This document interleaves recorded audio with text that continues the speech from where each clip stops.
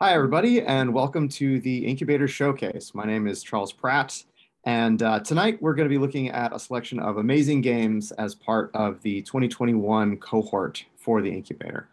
So what is the Incubator? Every year, the NYU Game Center selects a handful of teams to give support in the form of money, mentorship, workshops, because we believe in a game or project that they're working on, and we want to help it reach the next stage of its development. We don't do this alone. We have a pretty amazing board of advisors that help us select the teams and games. And often those advisors will also become executive producers for those games. So if that sounds interesting to you, you should think about applying to the Incubator, which should be available. Applications should be posted sometime in the next 2 weeks. So tonight, we're going to look at the 2021 cohort. These are folks that have been developing in some pretty challenging circumstances. But for the most part, for the entire part, we're very happy with what they've been making, and we're excited to see and share their work with you. Tonight, we'll be looking at each one of the 5 games. We'll have a conversation with the team along with the executive producer. And we'll be just moving through those in the next hour and a half. So I want to say a big thank you to everyone who's been involved with the Incubator this year and all the work that's gone into it, both people who are on the team, people who are in the teams, people who are behind the scenes, and everyone in between. So with that, I want to hand it off to the first game that we're going to be talking about tonight, which is Gil Lawson's game, Dreg.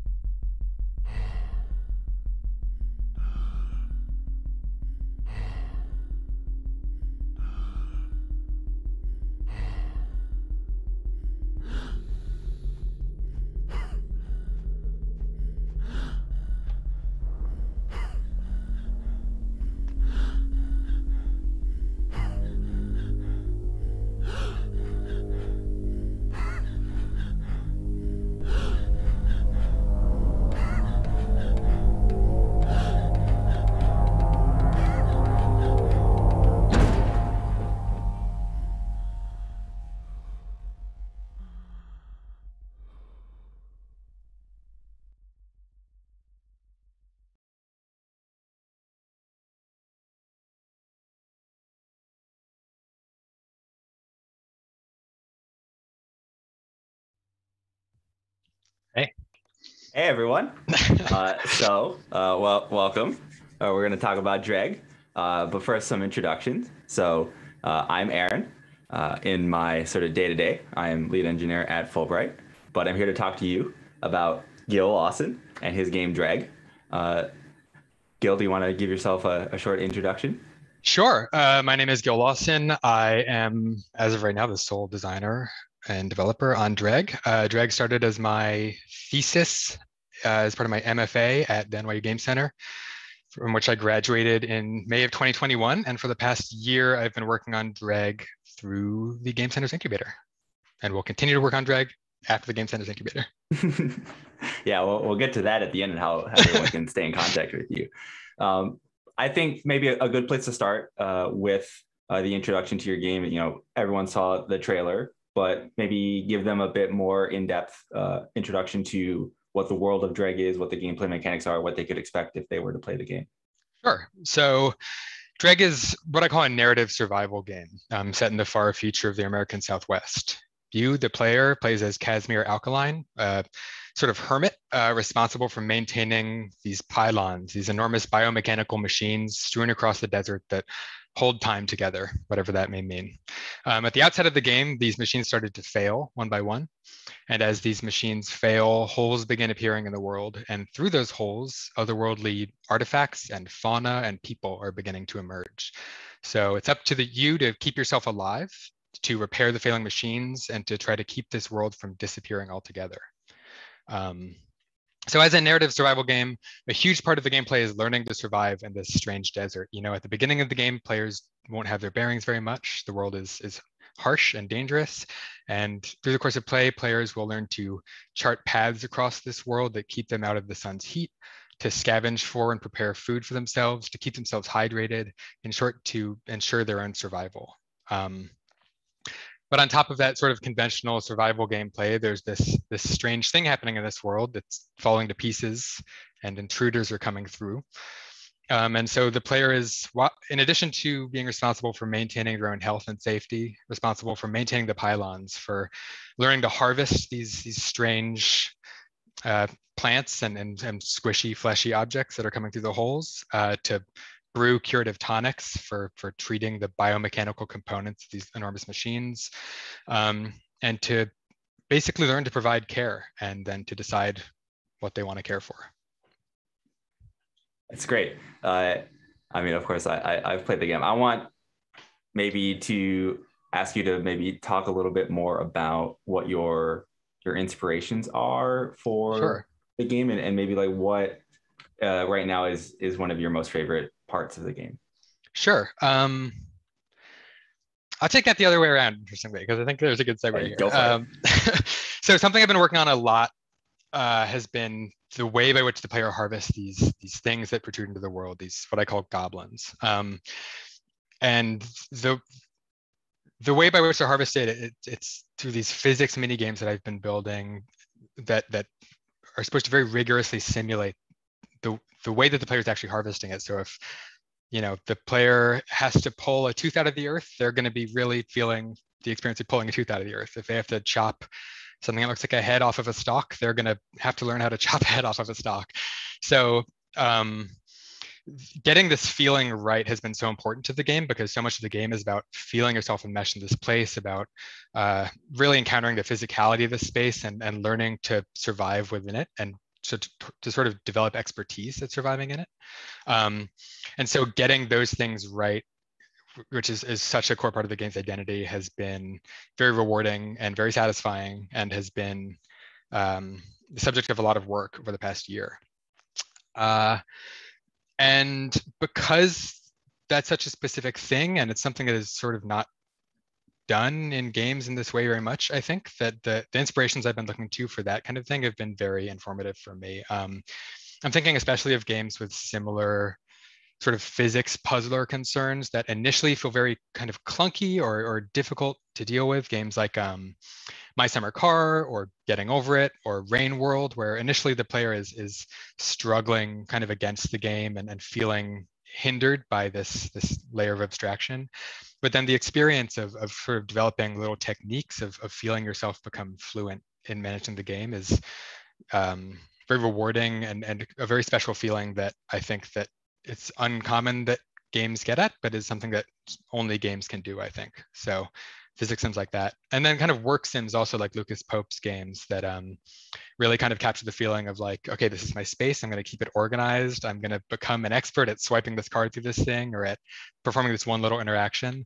Looking at those sorts of things has been very informative too. And then sort of less married to mechanics. Yeah, I've been going, it's a very narrative driven game. The story is so important to it. I've been going back a lot to stories that are set at the end of some kind of history. Games like Disco Elysium and Pathologic 2 are great examples, but away from games, there's a genre of fantasy called Dying Earth, which is these stories that are set in an Earth that's so far removed from our time and our place so as to be basically unrecognizable. And so works in that vein, like Gene Wolfe's Book of the New Sun, or Jack Vance, who was kind of the progenitor of the genre, has a series called Dying Earth. And those stories have been enormously influential to me on working on this. I mean, that's great. I think this is a good segue into, I think, another aspect of your game and your process as we've sort of gone over, this journey of a year from your thesis project to now, your in progress incubator project, and now you're graduating from the incubator as well.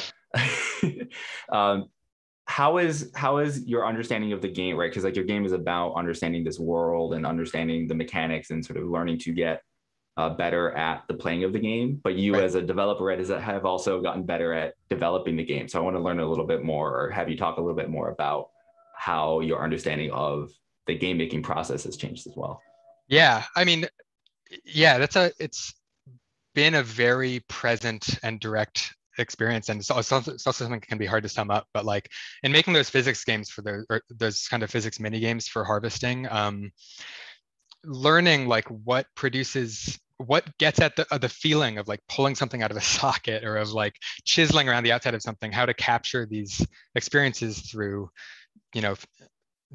code variables in code, or through physics joints and things like that. Like understanding how to simulate experiences and to get at experiences that are difficult to put in language but are very visceral and immediate when you're experiencing them in yourself has been something that I feel like I've been refining constantly over the past year. And then also so much of the game, as a survival game, it's important that the player feel that they're in danger, that they feel like the world is dangerous and that they need to be careful with themselves, that they are sort of fragile and need to take care of themselves.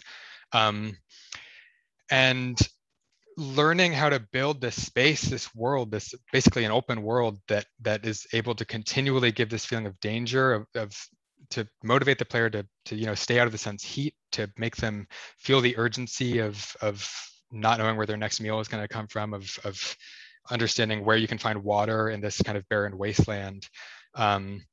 The experience of kind of making a world that is able to continually tug at those different strings and to keep those concerns afloat has, I just haven't really done world design on a scale like this before. And it's been a kind of transformative experience as a designer to be making a world from scratch that is able to kind of continually elicit these feelings in the way that I want it to.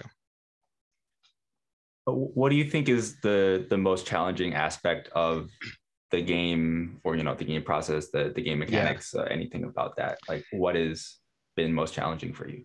I think it's got to be the world design. I mean, before this, I'd made single one-off levels. I'd played with different kinds of level design, but like this is an open world, and that is just in terms of scale in one way, but also just the concerns that go into that about how the players move through the space. It's not something that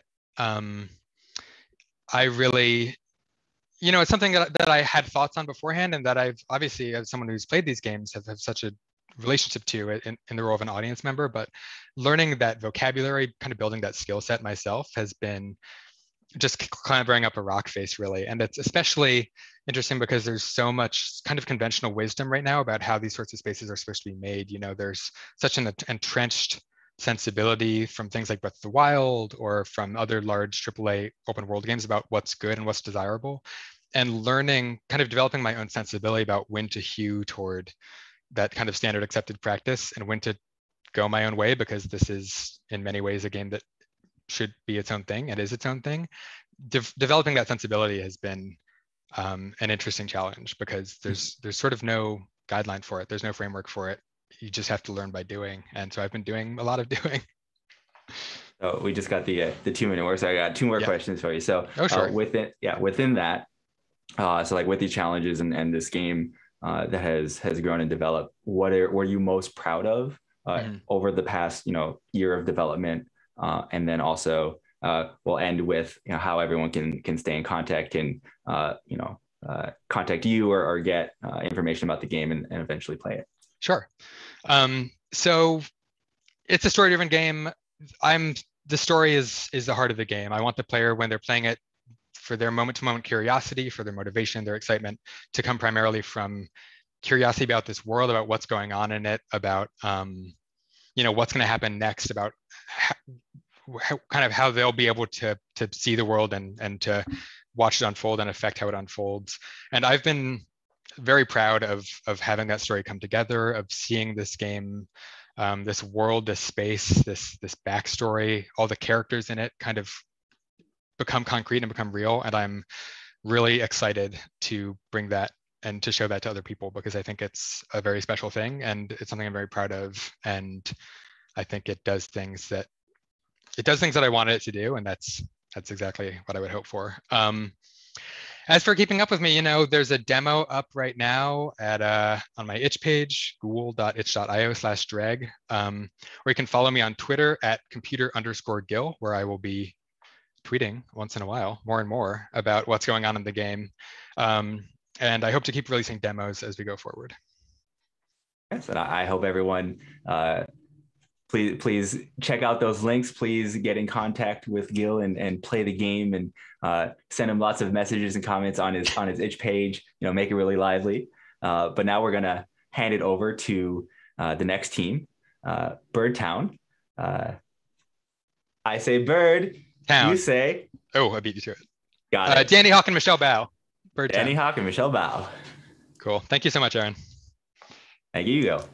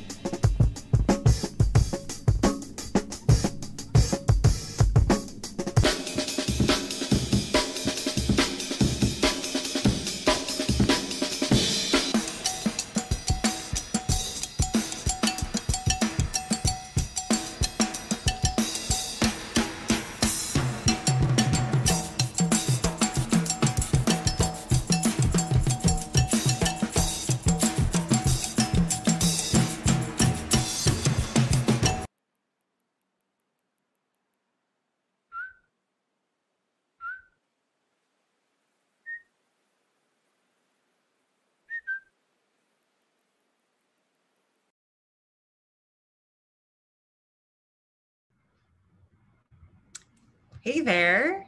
I'm Victoria Seitan. I'm advisor to the Incubator. This year, I'm executive producer for Birdtown, and it is my absolute pleasure to introduce the talent behind Birdtown, Danny Hawk. Hello, I'm Danny Hawk. And Michelle Bao. Hello. So yeah, hey team. Birdtown, as we all just saw, is a comedy video game about birds in a town. But can you tell us some more about what it is and how you came up with this concept? Yeah, for sure. Birdtown, it has been through a lot. It's gone on a journey, but it definitely came from a few pretty distinct places. Like one being like, oh, why birds? Birds are just kind of funny. They hop around, like that's funny. Like great vessel for comedy.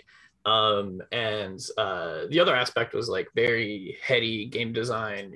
This started as my thesis project when I was at the game center for my MFA, and it was all about like, NPCs in narrative games like don't have a lot of their own agency, and like it really is a sense of just kind of the world waiting for you to enact your will on it, and just kind of like infinite like power over like a narrative and a story in a game. And I really had like a lot of gripes and a lot of bones to grind, and then so I was like, oh, I'll put those together. It's like, I'm a funny person, it must be easy to make a funny game, like cracking jokes in the group chat is definitely the same as developing a game. And then so put those two together, and then over time has created like it's a town of birds. It's a comedy video game. It is about experiencing this town as this character Margot as you come back from the end of your town's summer festival after you've been away for a long time. And the whole kind of idea is that there are lots of different stories that you could experience, and as you depending on what you do and who you talk to, the world will kind of dramatically respond to it. Every playthrough will be a different story that you can experience based on what happens. And so with that in mind, then like we can do a lot more and get away with a lot instead of just kind of having characters standing there being like, here's my quest, and then like move them secretly. So that's Birdtown. I love that it started in a place of like really thinking about NPCs and their roles in games, and it morphed into a really humorous adventure where you do spend a lot of time with these birds, these NPCs, but that humor aspect came through from what started what sounds like a very serious place. And I'm curious, so the Incubator has been going on for about a year now. So how did Birdtown further evolve throughout this whole year of the Incubator? Yeah, I'll take that as well. It's been very interesting. It's been definitely a journey. There's been a lot of hubris, but it really started from this place of kind of like, what is funny in a game? I had a lot of pillars of like, it's really important that we have like expression in the player, that we like make it so that they can really enact themselves on this world as like a player, playing a game with lots of like area to, have lots of freedoms to kind of like enjoy, and then also have this character, along with it that has a story to deliver an experience. And those things being separate and not really being like a dialogue choice based game. And so we started with that pillar, and then the solution for all of those problems is just like, write a novel for every storyline, equivalent. Right. Like just write a lot, if you can talk to any character, then you should be able to talk to any character, kind of solution. I like, going into like summer 2020 or something like that, I had lots of ideas about how well I'd be able to write this game. And it turns out that like, character and story is a very different thing, but also I was taking a lot of advice from screenwriting and film and television, and kind of like had this a very impressive like flow chart of story, that when you show something, like, wow, there must be a great story there. There's a lot of nodes and lines between them. But over the time in Incubator especially, it really evolved to kind of like, that pillar of play and expression should also be the pillar of the story, because that is what we get to do in a game, is we get to play. And so it's about, intelligently designing that and funneling players through that experience where they get to enact their play on the world and then be ready for it and respond to that, like, appropriately through lots of different like characters and, plot beats and jokes and humor. And like that's been huge. So a big shift from, flavoring everything, like dialogue and a script flavored with game, and a game, flavored with script. But flavor is doing it a disservice. There's a lot more there, but like that is a pretty fundamental shift that happened. Right.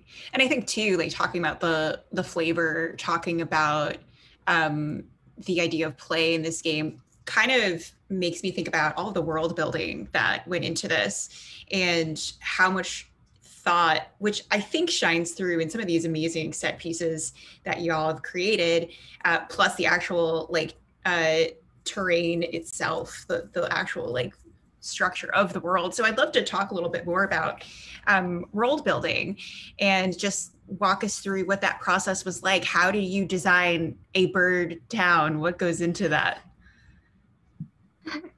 For Danny and I, it was a lot of back and forth. I think usually a lot of the ideas that we come up with are just like one-off conversations we'll have during our coworker sections. And sometimes those ideas evolve into like, oh, that would be kind of cool if we did implement that. But generally speaking, for us and what we have learned is to lead, like Danny said, by the characteristic of Birdtown and not necessarily by level design. And from our, because we have gone through like 2 other worlds. And so from our previous builds, we've learned that it was like too horizontal and the scale of it just was too big, and which in turn made Birdtown look pretty empty and less dense, which is the opposite of what we wanted to achieve. And so from the trailer, we decided to go vertical instead. And then giving each section of the town its own color so that it feels distinct but still cohesive together. But that and other design rules that we implemented, like how the birds are about an egg shape size big plus a grape, and avoiding toys as much as we can. And then I think that was it. But absolutely having certain constraints and then definitely does help. Yeah, that shift to the vertical space when you're playing as birds, you've got this great glide that you see throughout the trailer. Really just, it feels like a place birds would live, that suddenly now, like it's like a light bulb. It makes so much sense. And the different color terrain, just helping to really block out the different areas, and just these great, I love that there's a bird scale, like, and you defined what that would be in the real world to bring in these objects that relate to this scale of like, oh, these birds clearly grab these things to make this town because it makes a sort of sense. It's definitely the hidden difficulty in Birdtown is like, we need something about 1.5 feet long, roughly shaped like a triangle. And then it's just Michelle and I like for an hour being like, there's nothing shaped like that in the real world. That's impossible. We must make it out of, what about Legos? We can't use Legos. Yeah. Right. But you get calculators, you get rulers, the art palette, the ice cube tray, like all of these great things. And it just adds, I think, also to the humor of what this town is, because of the way we interpret these objects. They use really different. And actually, talking about the humor, we've talked about it like a little bit, but I'd love to just really just dive into that. Is comedy is something that clearly has been discussed throughout the life of this project, but how would you describe the sense of humor of Birdtown? Yeah, it is a really interesting question because it is like, we describe genres and games as mechanics and not as tone. And often like comedies in film are described as like, it's like an ensemble comedy, or it's physical comedy, or it's like screwball or something like that. And so often, the narrative is relegated to, the dialogue in the game. So for a long time, it was just like, write a joke, here's a pun, haha, like, like gotcha. And further drifting from that, it's been super important to kind of like, what is physical comedy in games? What is an ensemble comedy game? How do you have an ensemble cast? And how do you like deliver recurring jokes? And, what is the order of things?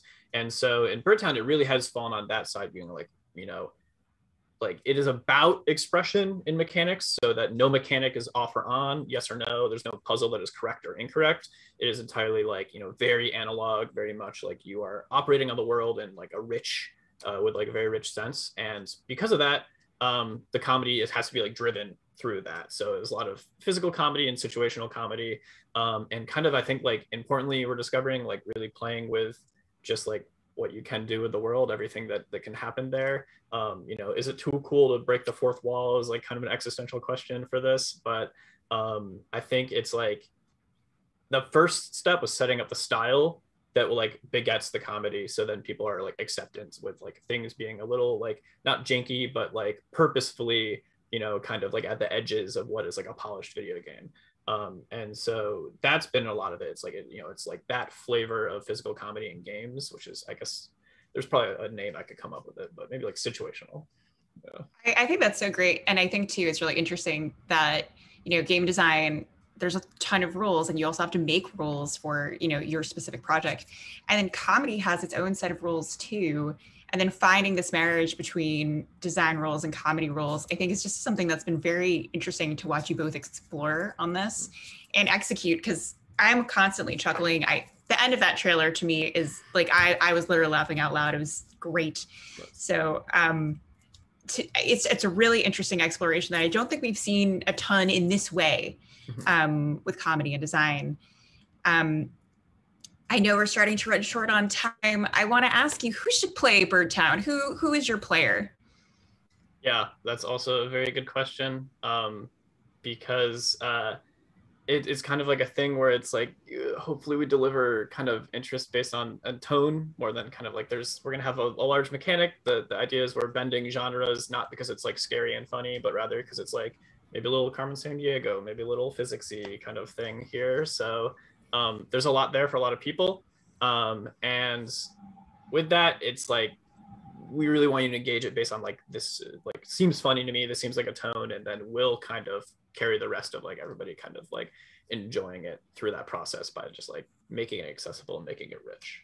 Real quick, what's up next for Birdtown? We are finishing up this like trailer and demo, and then over the summer we'll be pitching to various fundings to kind of finish out the exact final stretch we have. Yeah. Awesome. So I hope everybody in this stream signs up to check out that demo and stay in touch on all things Birdtown. Danny, do you want to introduce our next team? Yeah, next team coming up, which I'm very happy to introduce, is Team Coconut with Gayatri's Fall.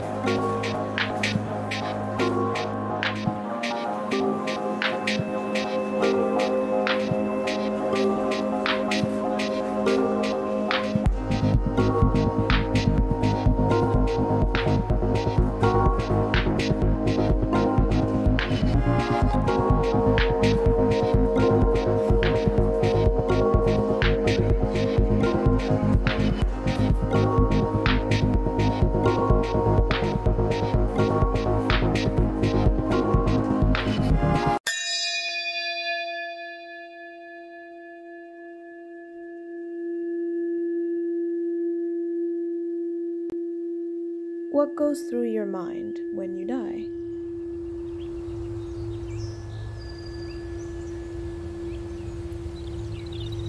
Think of every place you've ever known.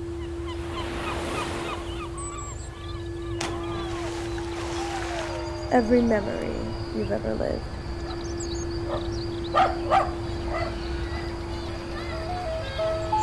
Every person you've ever loved. Margaret.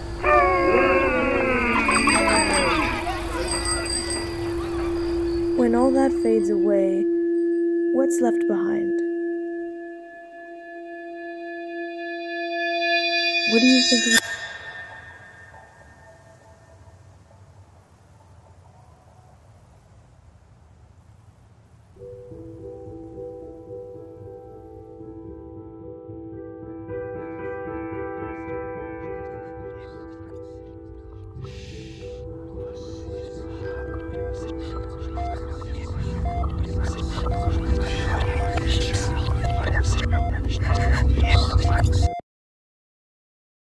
Whatever you're thinking about.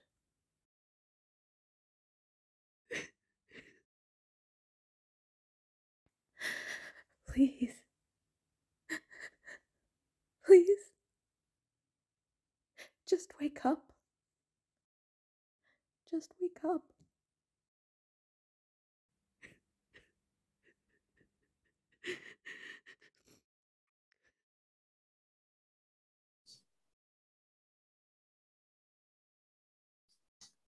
Okay, and we're here. Okay, Krishan, Viji, how are the two of you? How are you feeling? Oh, we're Feeling great. good. Thanks, RJ. Feeling How energetic? about you? Feeling okay. Good. Very, High very energy. happy to be here with the two of you. It's been a chaotic day. I imagine for the two of you, it's been a super chaotic week, but now after this, you can just chill. So anyway, congratulations to the two of you, enjoy your victory. What about that trailer, huh? The first time I saw it was just a couple days ago. It surprised the heck out of me. Because not only is it sad as all get out, but also mysterious. With that mystery in mind, I think the most obvious question is, please tell us, what is your game about? Yeah, so Gayatri's Fall is definitely really heavy, as the trailer gives off, but it's ultimately, it's a story about recovery. It takes place within the mind of a girl who recently suffered a life-threatening injury. And you're tasked in the game to kind of examine her thoughts and explore her mind and kind of sort things out and put things back together while also literally walking through her memories and childhood experiences. And the game is, we like to call it a meditation adventure. There's like the meditation part in the beginning of the trailer, and there's also like exploring around. So it's like equal parts meditation and equal parts adventure. That might be a weird combination for some people, but we find that it blends together extremely well with our gameplay loop. So, yeah. That's since you mentioned the gameplay loop. So, how would you explain the gameplay loop of your game? And then also, you just mentioned it's a meditative adventure. You referred to it as a meditative adventure. How does that meditation, how does that fit into the gameplay loop?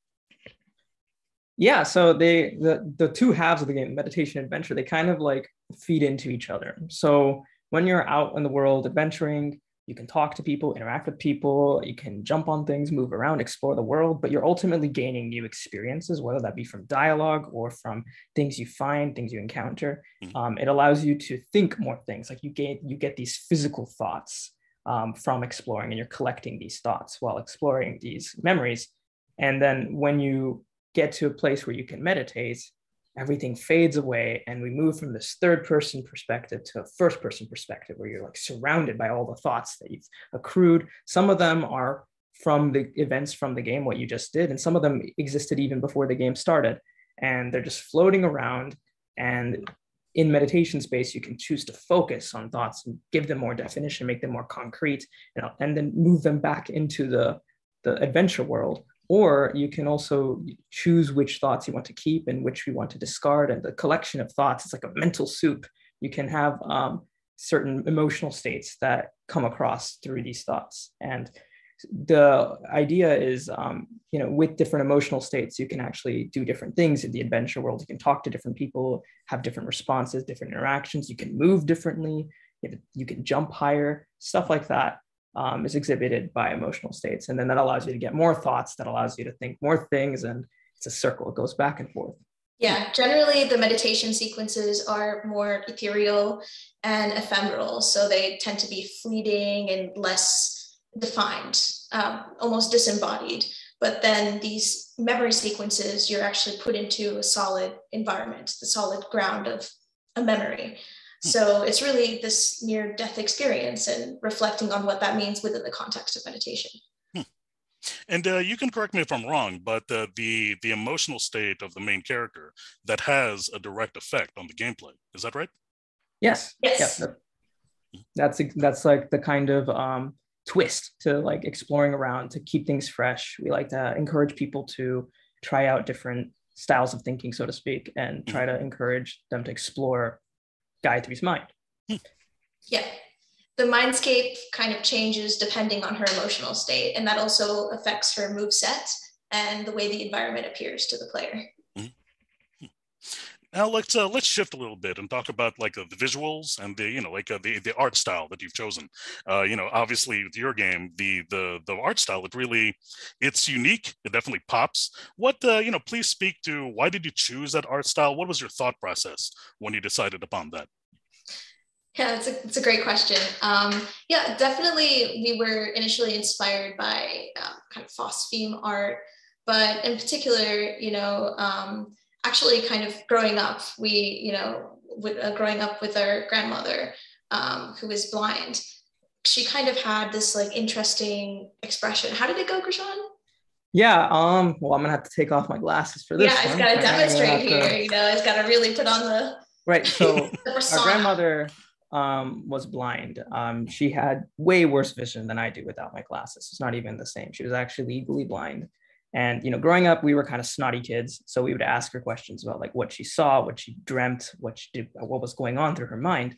And, usually she'd just be like, she'd just tell us to shut up and do other things. But one time she actually graced me with the response that got me thinking.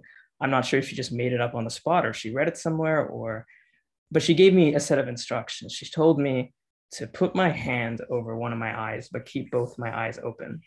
And when this happens, you can actually see that you can't see, like you see black out of this eye, but then close the eye that's covered. Now you don't see the black anymore. You don't see anything. It's not black, it's nothing.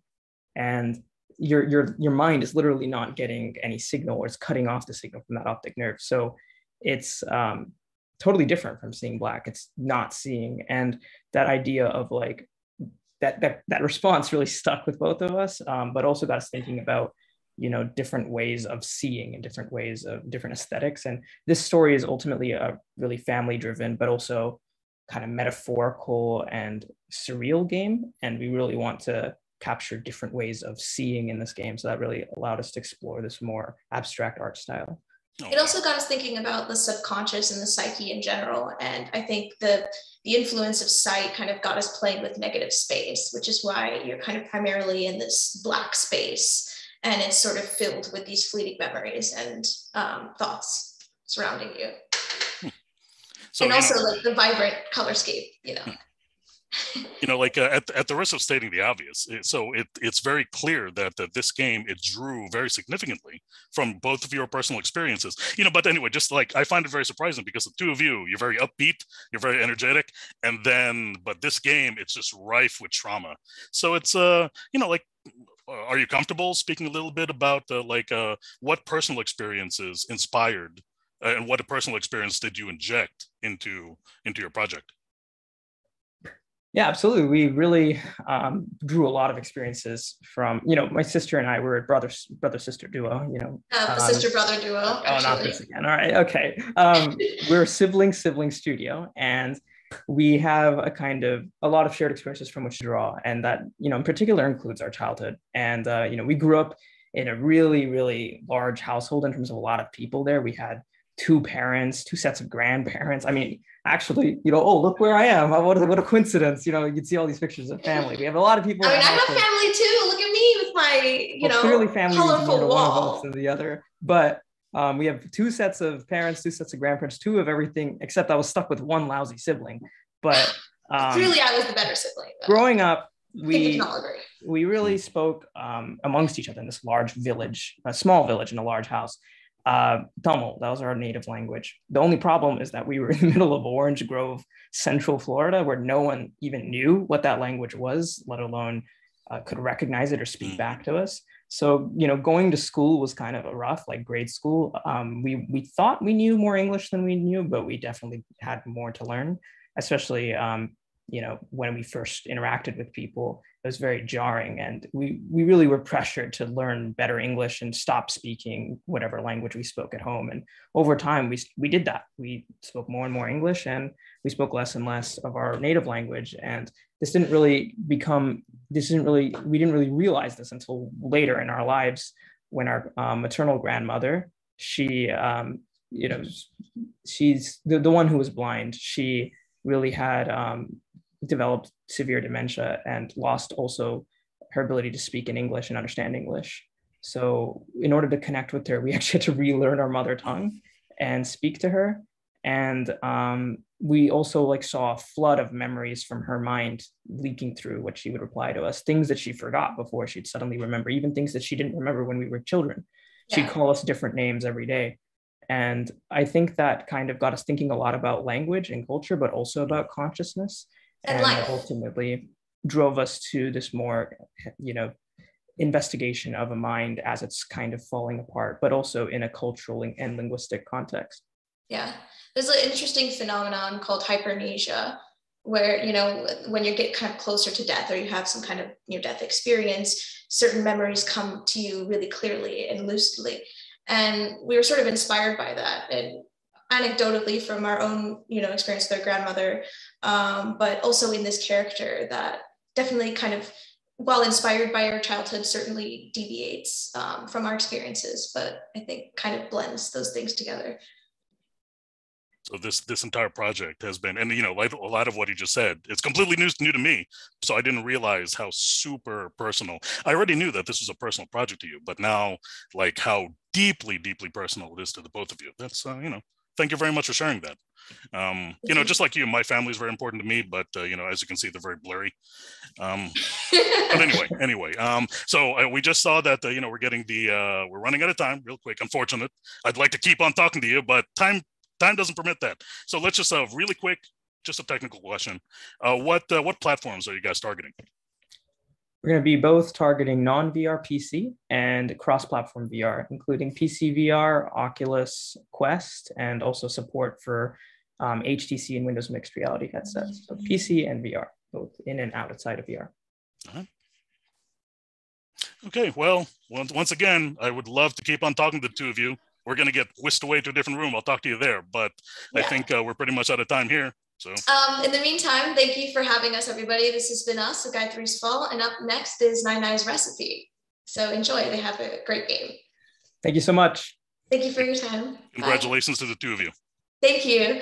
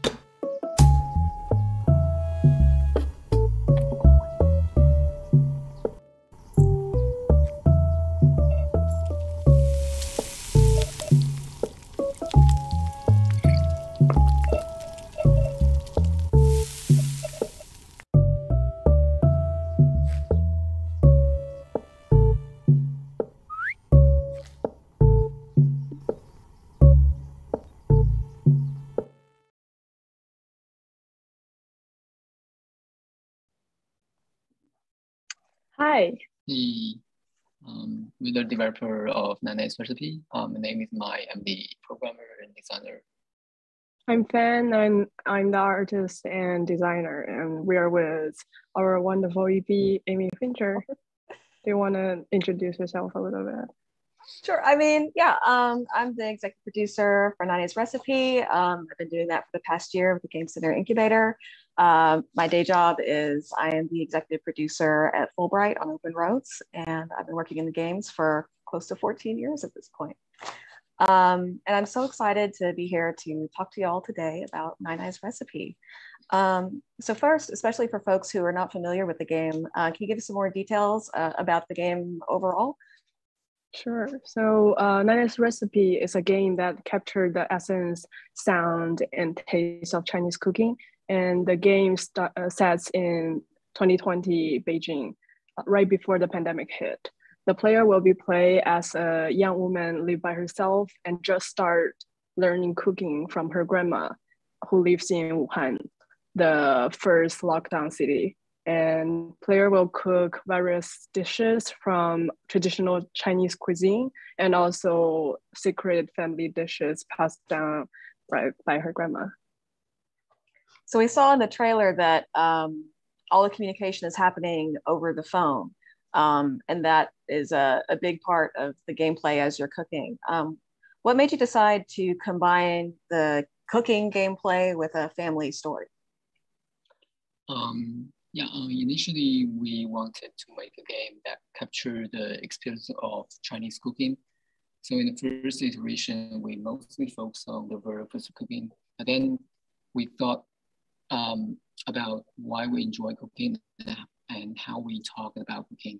We're thinking that cooking and eating food is not just about taste. You know, we're not like when we take a photo of a food and share it with others, we're not just to talk about how good it tastes. We actually also talk about the story. Is that a birthday party or meeting an old friend? And especially when we cook at home, the food is mostly shared with our family members or close friends. And in my memory, many of my family stories that happened on the dinner table, because at that time, everyone was busy before the dinner. I had to went to school and my parents was working. And after dinner, I had to finish my homework until night. So the dinner is the only activity that the whole family have to pause their work and be together. A lot of family discussions, decision and story happens on the dinner table. On the other hand, the story happens around dishes, mostly family story. So that's the reason we think these two parts cannot be separated. If we want to make a game about cooking, then it must be a story about our family. Yeah, it fits together really naturally in the game. So can you talk more about, so if that's your motivation for doing this, how do those two elements actually work together in the game? Actually, we had a hard time on this problem. Although we think cooking and family story are connected tightly, the interaction of them are very different. The cooking part is complicated because different cooking methods have different control schemes. But the story is driven by a message app. All the conversation happens in that message app. And during play test, we found that some players forgot the story and Nainai only remember the cooking. They just do the cooking thing and finish the cooking. And then they suddenly realized Nainai is talking to them and they just forgot that. And also some other player, they don't know when they should start the cooking because Nainai is keeping sending their message and they don't want to leave Nainai alone. So the current solution we have is to think about the input and the output of the cooking. The input is the recipe and it's Nainai's recipe and her guide about how different cooking methods. And so the narrative also works like a tutorial system in this way. And the output of the cooking is the cooking progress. For example, you can take a photo and of the food and send it to Nainai. Then she will give you some feedback and probably tell you the story behind the recipe and the ingredients. Also, the other output is after you finish the dish and start to eat. And actually, we think a lot of cooking game doesn't ask you to actually eat the food. Yeah. But we think eating and tasting is an important part of the food culture. So add it. But interaction is pretty simple, but it takes time.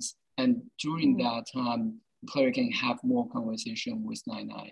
And we're still improving the narrative system so we can make sure these two parts work together better. Yeah, we are really tweaking like the timing between Nainai text the player and the timing player should think it's time to cook, because sometimes like there's a huge difference than what we designed to and how player really feels when they are playing the game. Yeah. I always Nainai always tells me that I cook my pieces too small, or I chop too small. So I'm working on getting better at that, and that interaction feels very real to me when I'm playing it. So during this past year in your incubator experience, what were the biggest challenges that you ran into? Because you already had like a demo of the game ready at the beginning, but in trying to make it into a closer to a completed product, what problems did you run into? Yeah, a lot of a challenge. I think one of the biggest challenges is how we manage the process of the project. At first, we had a plan that we finish the game in 1 year, and the game would come with 7 levels. But after the first 3 months, we found we are behind the schedule a lot. The problem is, first, we never make a plan for any of our game before, and the game design is not finished at that time. And we have a lot of idea. We wanted to prototype, to iterate. I think we talked this with you in one producer meeting. I think you told us that sometimes sometimes finishing a game is more important than making a perfect game or putting everything we want into the game. And well, by making a plan, we should reserve enough time for unpredictable things change. Turns out this unpredictable things happens frequently. Actually, for example, last week Fang just got tested positive, so she cannot work for 1 week. And things like this happen a lot, and we think we learned a lot. I think I still don't like making plan, but I think to finish a game, we have to not just finish the game, and not just for sending it to a publisher, but I think it's also a way to help us define the scope and remember us the actual scope of the game, to remember us to keep the scope small.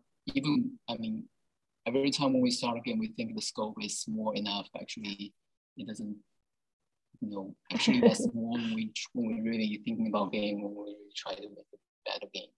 Yeah. But a plan is important. Yeah, that makes sense. Well, what's coming up? I guess I'm curious about what you think is the best change that you made over the past year and that you're most excited about, and what's coming up next for Nainai's Recipe. Cool. That's a lot of a question. Well, for me, I really love that we changed the color scheme. It changed a lot from the beginning because of our game style. It's really cartoonish, and a lot of the shape is really bulky. So changing the color can make a huge difference of the entire look of the game. And it starts with like a really pinkish, even like dollhouse looking. And I thought it was really suitable because how I imagine the protagonist of the game. But our story changed, and also because of how our game proceed, the player will always be in the same kitchen. So the visual fatigue and also how it is close to a Chinese kitchen is a little bit questionable. So there have been a lot of changes, but now we have a really toned down, but still I think it's really cute color. Still suit the characters characteristic. So yeah, that is my favorite change. I like a lot of changes we made. I think one of my favorite changes, actually a pretty small change, is that you can send emoji to Nainai. Before that, the only way you can send is to choose in the dialogue options we made. So it's pretty, the space of the choice is pretty narrow and the story is pretty linear. And after that we added the emoji options. So instead of choosing the option required to the player, they can also respond with different emojis. That gives you a freedom to express. And actually right now, Nainai, we only randomly responds to this emoji, but that actually works pretty well. I think it's probably because of the ambiguous of the emoji. And right. I think we have planned to explore more idea of how we want to play with this emoji and how we improve this system to make them more interesting. Awesome. Well, the second part of the question is what's next? I think we have time to kind of talk about what you're doing next and where people can watch you, where people can follow you, and see things come to fruition. Cool.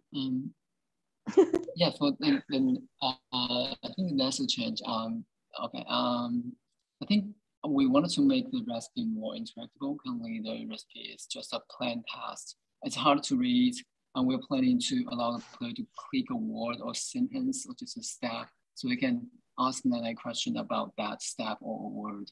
So it's a part of our tutorial system, but also it can be a part of the narrative system, so they can choose whether they want to talk a little more about Nainai and know more story about it. Yeah, so you can download the demo on each, which is nainaisrecipe.com, and you can follow us on Twitter, Nainai Recipe without the S in between, which is a mistake I make, and also wishlist on Steam. Cool. So our next team is Heavy Metal team. Thank you so much, Amy.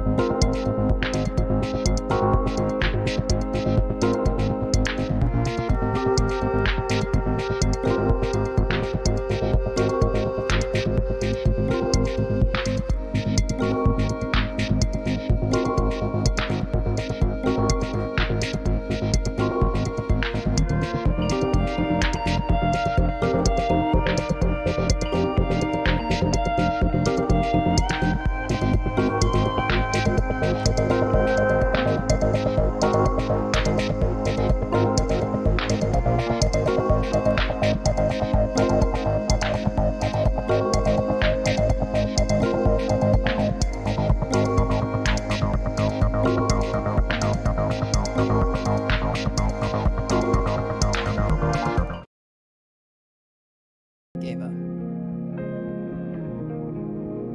It's so dead. How is anything I do supposed to matter? We've got our work cut out for us, Sid. But just take everything one day at a time.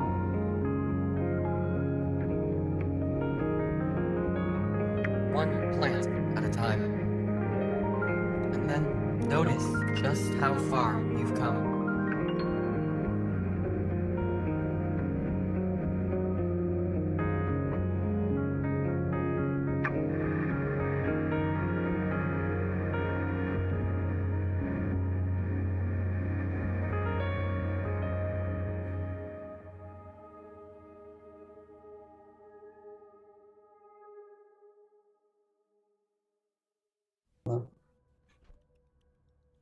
Well, I almost don't want to say anything. I want to just give everybody that lovely moment of zen that the trailer ends on. Just feel that tranquility, that gorgeous environment.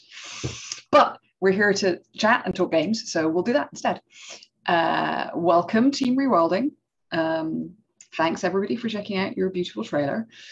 We're a big team. I thought we might kick off by doing some very, very quick intros, mostly just so people know who worked on what. So I'm gonna, can you see yourselves? Can we go down in order? So Martin, next. Super quick. What did you do to make this gorgeous thing? Yeah, sure. My name's Martin Nainai, and I'm the UX designer. I'm Parker. Ooh. No, you go. Oh, okay. I'm Parker. I do a lot of the level design and tech art, so shaders, that kind of thing, making the plants look good. I'm Rowan Wood. I do the systems design for like the plants and everything. Spencer. I'm Spencer Bernstein. I am the creative director. I work on music and some programming and co-writing and other various things.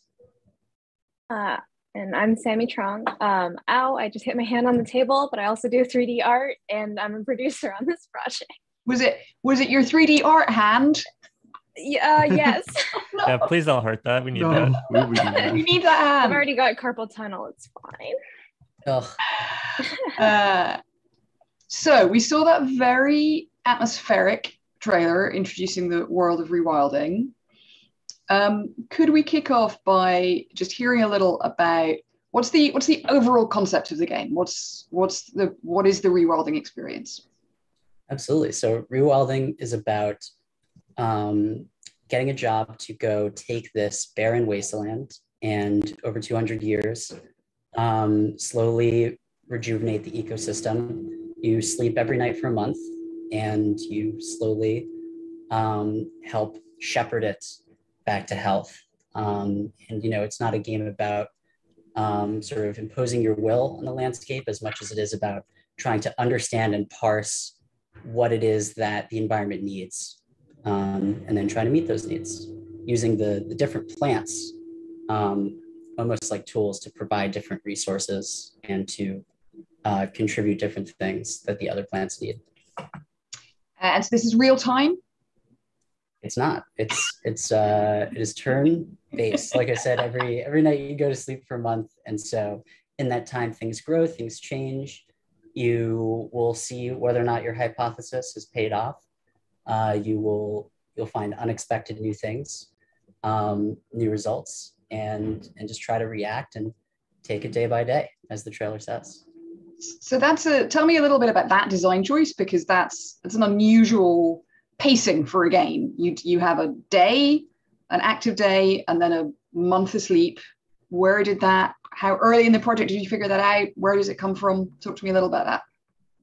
That was pretty early on.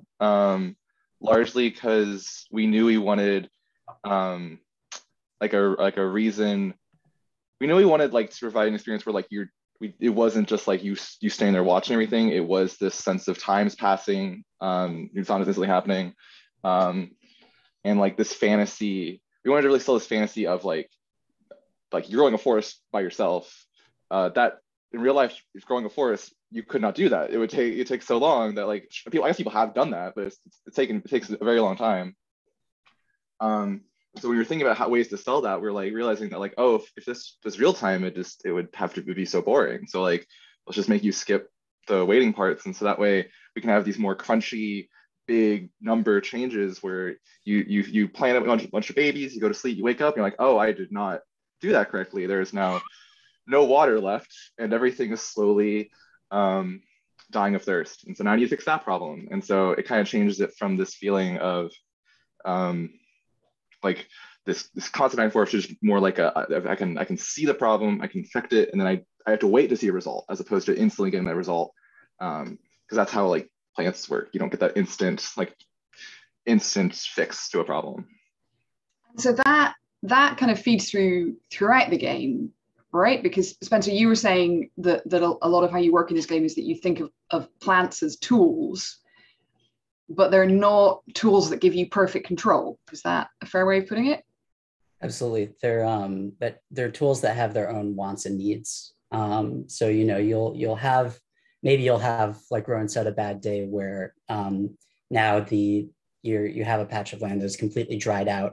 And so you need to plant something that will provide ground cover, sort of reinforce the soil so that it can hold more water, and hope that, you know, the next time you wake up, it'll be more moisture in the ground for your other plants to use. I love this idea that it's like Super Metroid, but if the things you face, it's like Zelda, but if you find the hookshot and the hookshot is like a pet you need to take care of before it'll do the things you want it to do. It's a very, very cool idea. And so Parker, I know you've been working on like level design and a lot of the systemic stuff. What is designing the world like in terms of providing a gameplay challenge, but also staying true to that approach? It's difficult. I mean, to put it simply, there's a lot of, I think, because the level design specifically is so much about like building this world and making it feel desolate, but also kind of convincing people that this isn't Mars, this is Earth, this is something that we can that could be in our future if certain things happen, and et cetera, et cetera. And then on the other hand, like the actual systems design, the level design, I think we've put a lot of work, especially from the beginning to the end of the incubator, of like trying to find a system that is both legible and approachable for, you know, newer players and kind of newer audiences, but also like has this kind of depth and expression, trying to find ways to make plants have a lot of personality and functionality while also having them look pretty and also combined in different ways without it having to be like super restrictive or complicated. And we've had a lot of conversations, stressed out conversations about whether there should be division or multiplication in our game. Like, should people have to do that? And I think it's taken us a while, but I think we've devised systems in ways that will make that like a lot more approachable for people and a lot more expressive and in terms of the plants. Yeah, it's been I've felt very lucky getting to be part of some of these conversations because they're really interesting, thorny design problems. Martin, I know you're very multi tasking and capable, but you've been working kind of on the UX side, on the kind of player communication. One of the things that feels very unique to me about this game is the physical relationship you have with the world and the actions that you have in terms of kind of planting and watering. Can you talk a little bit about how you've approached that design in the game? Yeah, I think I feel like I'm in a unique circumstance where like I'm who sits between the back end systems and like the front end of like what you see on the outside. I feel like I have a really critical job in like trying to figure out like how much we show to players, like from the system side of things, like yeah, maybe the players don't have to do multiplication, but isn't even happening on the back end, or how much of that should we show? So I think I think a lot about that stuff. And like, yeah, I mean, originally I was really all about this very frictionless experience, but over time Spencer and the team convinced me that like it doesn't have to be like that frictionless. It can be like dirty and grimy, and it can be like, you know, like the Elden Ring, like just kind of just like in your face, like when it comes to the UI or just like the overall interactions can be like heady and thick, and that's okay as long as that's like the intention. So I think I've slowly started to move over to that where it's like, yeah, like you don't have a plant gun that shoots and plants a million plants at once. You have to plant every single one individually and like really like work for it. So I think that's been my philosophy shift over the last year. Like since the beginning of the incubator. And I know we've talked about how much you didn't want this to turn into a God game where you end up like floating above the world, disembodied, expecting to be able to just control it at your whim. You're really, really, you said kind of dirty and grubby, and that's where the game tries to put you. Is that right? You're really embodied, physically working in this environment. Yeah, absolutely. I mean, that's where it's sort of as Martin talked about, the kind of the chunkier interactions came from. Is it's a game about we're trying to grapple with with this guilt and responsibility that we feel in the face of climate change. Like, what can one person do? It's not a fantasy of having the resources of a small military. It's about the fantasy of being able to do something every day for a lifetime, and getting that sense of time in there, and the sense of labor was really important to us. And Sammy, so that that creative ambition of it's a lifetime that you're going to spend in this world. I know you've been working a lot on the habitat, on the kind of built physical environment. Can you talk a little about what you've been trying to accomplish there in terms of the atmosphere and sense of place that you're trying to create for the player? Yeah, the inside of the dome in particular is what I've been in charge of, like making models for and designing, and it's been a really like tug of war battle on if it should feel like homey and like someone actually lives in it, or if it should just feel like sterile and like you're in like a dentist's chair or something. And so I think like, right now it's the kind of like idea that we have now is like in the beginning, it starts out feeling very like sterile and empty and cold, but like as time goes on, then it'll kind of start to be populated with more little knickknacks or decorations or things that kind of might show what Sid like the main character might be into and develop their character a little more. So like, recently I started making just a bunch of like kind of random small like silly things like a record player, a dartboard, like I don't know, we're still kind of exploring Sid's character growth and who they become, but who knows, maybe they're actually just a world-class dart player now. All right, we've got time for 2 more questions. I'm going to ask Spencer in a second to give us some spoilers on the story. And while Spencer does that, I would like everyone else to think of one thing that isn't in the game yet that they're excited about, that they think other people should be excited about. And we've not got long, so think fast. Spencer, give us a little tease on the narrative.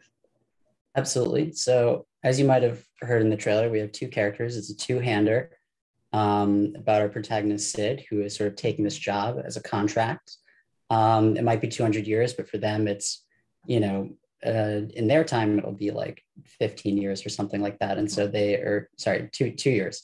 And they, they're feeling very lost. I mean, they're someone who goes out to do this assignment and everything they know is going to be gone and completely different by the time they come back. So they're in this state of transition. They're trying to figure out what their purpose is and what they, what feels like the right thing to do with themselves, and examining their relationship with other people as well, this loneliness. And so when they arrive there, they're confronted with this this mandatory AI companion that's there to sort of shepherd them through this journey. And together they face, imposed sorts of goals and deadlines by this parent company, and they have to sort of struggle between what is best for this environment, what the environment needs, and what the sort of corporate demands of this environment are. It's a rich setup. All right, as we close it out, I'm gonna start with Sammy and go the other way around. Tell me one thing you're psyched about. No, dibs on going first. No one's stealing mine. Plant Pokedex. We're gonna have like a little Pokedex of all the plants. I'm so excited for that. That's pretty cool. Rowan. There's gonna be a big wind turbine at the top of the hill in the level that I'm very excited about. Also, just so we don't forget it, we also need a shout out to Emmy Shawfield, our narrative designer, probably the most important newest feature of the incubator period. They've been very helpful and we very much enjoy having them on the team. Good night. Parker. Mushrooms. Mushrooms. It was so fun to pick up. Oh, yeah. A lot to talk about with mushrooms. Martin. I still want that plank gun in there later in the game. It's gonna happen. Never.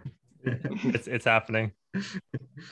And Spencer, you didn't really get time to think of one, but do you have one? I'm just excited about getting more work with our beautiful voice actors in there. I'm so proud of them and excited to keep going and recording. I think I could do this all night, but I think we're technically out of time. So let me say thank you to all of you, and rightly to Emmy, who couldn't join us tonight. And I think everybody can follow you on Twitter to keep abreast of what's happening with beautiful Rewilding. And congratulations. It's been such a pleasure working with you and on this game, and you've done such amazing work over the year. I'm very, very excited for everyone else getting a chance to check out Rewilding. So thank you. Give yourselves a little of this, right? You deserve a little of this. Well done, everyone. And I am going to hand it back, I think, to Charles, who's going to close us out for the end of the showcase.